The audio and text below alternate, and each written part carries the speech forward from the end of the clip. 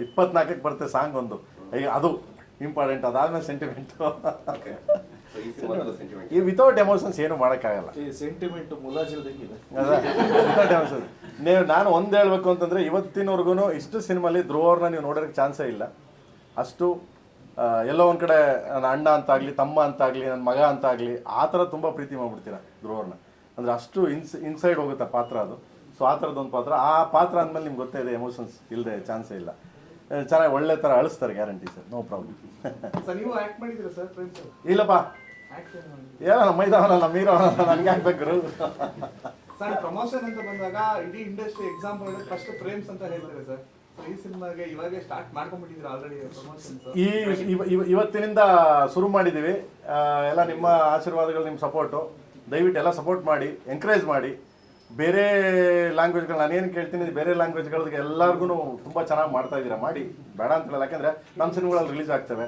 So ಬೇರೆ language ಎಷ್ಟು ಚೆನ್ನಾಗಿ ಮಾಡ್ತೀರಾ ಅಂದರೆ ನಮ್ಮ ಲ್ಯಾಂಗ್ವೇಜ್ಗಳು ಅಷ್ಟು ಚೆನ್ನಾಗಿ ಮಾಡಿ ಅಂತ ಒಂದು ರಿಕ್ವೆಸ್ಟು ಕೈ ಮುಗಿದು ಕೇಳ್ಕೊತೀನಿ ಅಷ್ಟೇ, ಇನ್ನೇನಿಲ್ಲ. ಓಕೆ, ಇವತ್ತಿಂದ ಶುರು ಬ್ರದರ್, ಇವತ್ತಿಂದ ಶುರು. ಒಂದೇ ಸರಿ ಆಗುತ್ತಾ? So start step by step ಹೋಗ್ತಾ ಇದ್ವಿ. ಓಕೆ, ಇವತ್ತಿಂದ ಸ್ಟಾರ್ಟ್ ಮಾಡಿದ್ದೀವಿ, ಇವತ್ತಿಂದ ಶುರು ಆಗುತ್ತೆ.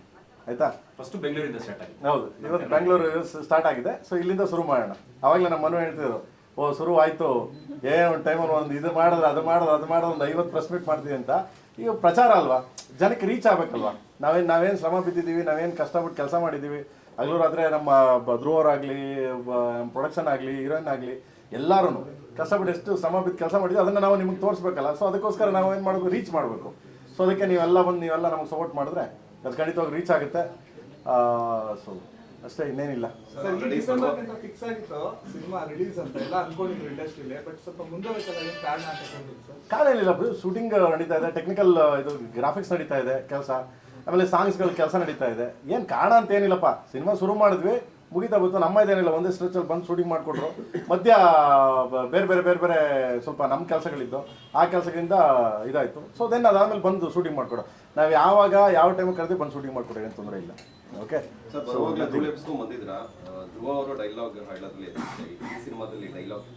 ಇರ್ತವೆ ಕಮರ್ಷಿಯಲ್. ನಿಮಗೆ ತುಂಬ ಡೈಲಾಗ್ ಇಲ್ಲದೆ ಇರ್ಬೋದು, ಬಟ್ ಜನಕ್ಕೆ ರಂಜಿಸೋಕ್ಕಾಗಲಿ. ಆಮೇಲೆ ಕಮರ್ಷಿಯಲ್ ಇವಾಗ ನೋಡಿದ್ರಿ, ಏನು ಗುರು ಬರುವಾಗಲೇ ಧೂಳೆ ಬುಸ್ಕೊಳ್ತಾ ಇದೆಯಾ ಅಂತಾನೆ, ಇನ್ಮೇಲೆ ನಾವು ಹಂಗೆ ಅಂತಾರೆ. So like kind of dialogue ಯಾವುದು ಚಿಕ್ಕದದು, ಬಟ್ ಬೇರೆ ಥರ ತುಂಬ ಇದೆ, ಬಟ್ ಎಮೋಷನಲ್ ಇದೆ, ಆ ಟಚ್ ಆಗುತ್ತೆ. ಸೊ ಪ್ರತಿಯೊಂದು ಮನೆಗೂ ರೀಚ್ ಆಗೋಂಥ ಒಂದು ಕಂಟೆಂಟು ಇದು. ಮತ್ತೆ ಅಷ್ಟೇನಾ?